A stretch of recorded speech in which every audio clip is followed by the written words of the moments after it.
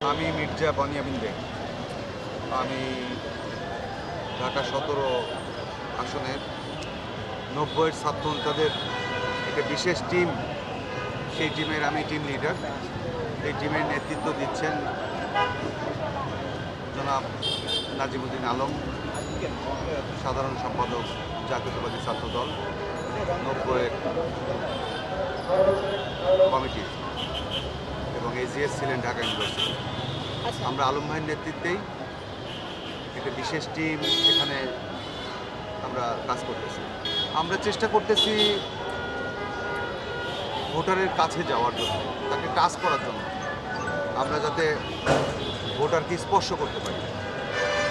যেমন মানুষের মধ্যে 17 বছর ভোট দিতে পারেননি, তারা এবার ভোট দিতে যাবে কিনা সংশয় তাদের মধ্যে আছে। মূলত ওই সংশয়টা কাটানো আমাদের জন্য প্রথম কাজ। ফার্স্ট যখন আমরা যাচ্ছি, তাদের সাথে কথা বলছি, তখন তারা সংশয় কেটে যাচ্ছে।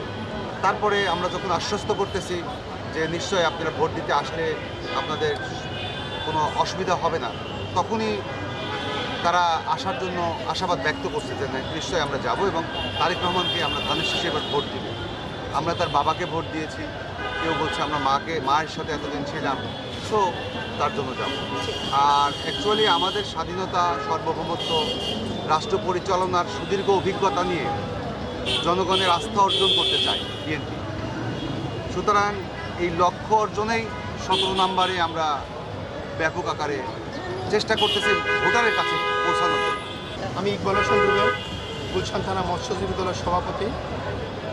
আমি বিগত কমিটি 2 বছর আগের কমিটি, 5 আগস্টের আগের কমিটি, আমাদের যখন লিডার আগে যে আমাদের পার্থবাইয়ের এখানে একটা নির্বাচনের একটা ক্যাম্প চলছিল আমাদের, আমি সেখান থেকে কাজ শুরু করছি।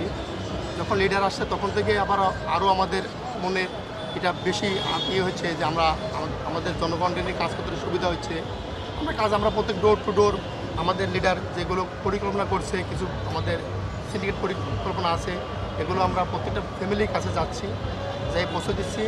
আর প্রত্যেকটা অলিগলিতে আমাদের টিম আছে, টিমে লিফলেট, তারপর আমাদের লিডারের কিছু সিটি আছে, এগুলো পৌঁছে দিচ্ছি। আসলে কি, আমি অনেকেরই ধারণা যে শিল্পী হওয়ার পরে হয়তো রাজনীতিতে আসা হবে, তা না। আমি রাজনীতিতে আমার ছাত্র জীবন থেকেই রাজনীতি এবং তার পরবর্তীতে আমি পেশাগত কাজে যদিও আমি চলচ্চিত্র অভিনয় করা শুরু করেছি, কিন্তু রাজনীতির সাথে আমার সম্পর্ক আগে থেকেই ছিল, এখনও আছে। আর দলের প্রতি, দেশের প্রতি, দেশের মানুষের দায়িত্ব থেকেই আমার রাজনীতিতে আসা।